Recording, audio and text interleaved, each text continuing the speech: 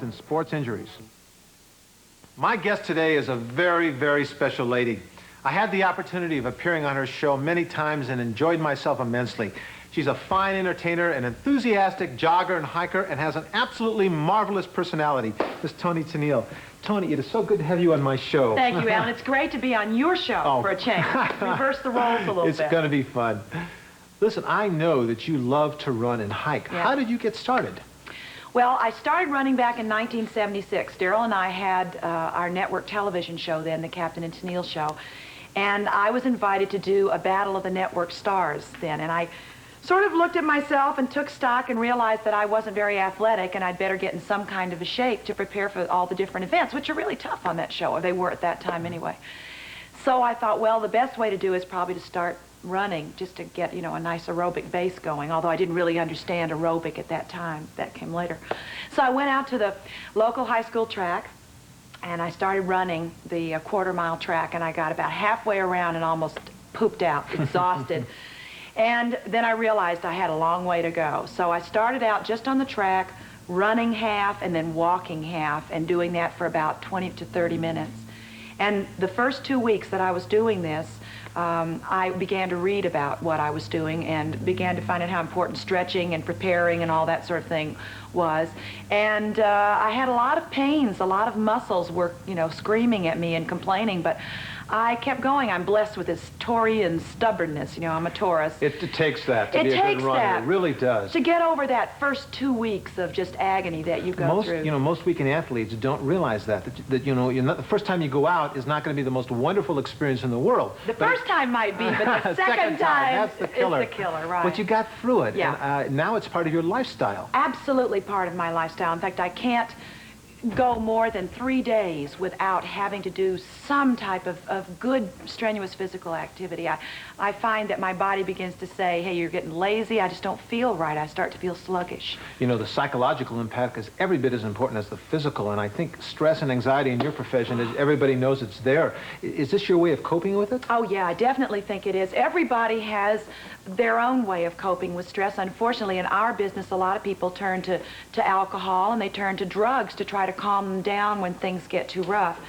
But Daryl and I have found that a good long hike in the Santa Monica Mountains, which we're fortunate to have near where we live, or a run of 3 or 4 miles or more, we'll feel so much more optimistic about problems that we might have had before we start. In fact, whenever we get a little depressed about the way things are going, we just go out for a run and we already feel better. Right off the bat.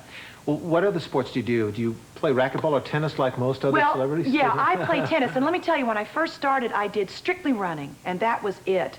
But I have found now, I've been running since '76, so that's a little bit of a while, and I found that it is really better to have a mix of sports. At one time, just hiking I would have considered too sissy to do, you know, just not enough. Now I find that a good strong walk of 10 to 14 miles, which Daryl and I do every weekend, is very, very good for building overall body tone.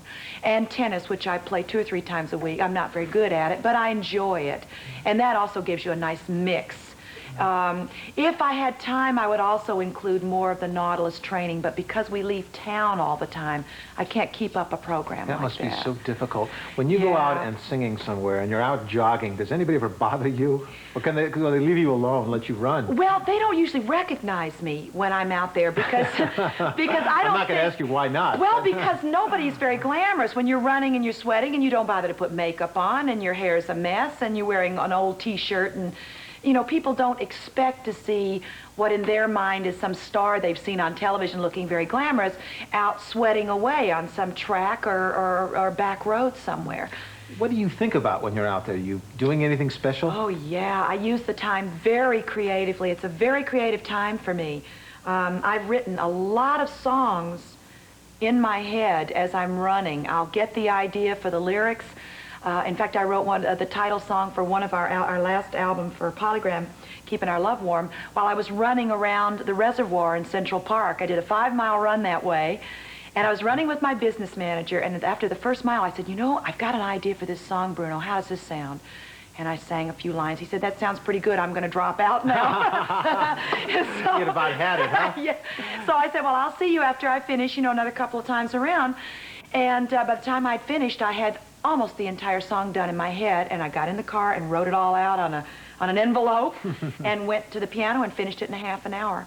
That's But I do, unbelievable. no, it isn't, because you don't have to think about what you're doing. Running is such a natural thing that your mind is free to wander and free to do all sorts of things, think out problems, and be creative. I think sometimes after you've run for a while, you're able to do that. Initially, it's hard to concentrate when you're breathing hard and working hard. Well, I think maybe people, like my husband says, he likes to run. He runs too, doesn't he? Yes, he's just started in the past couple of years. At first, when he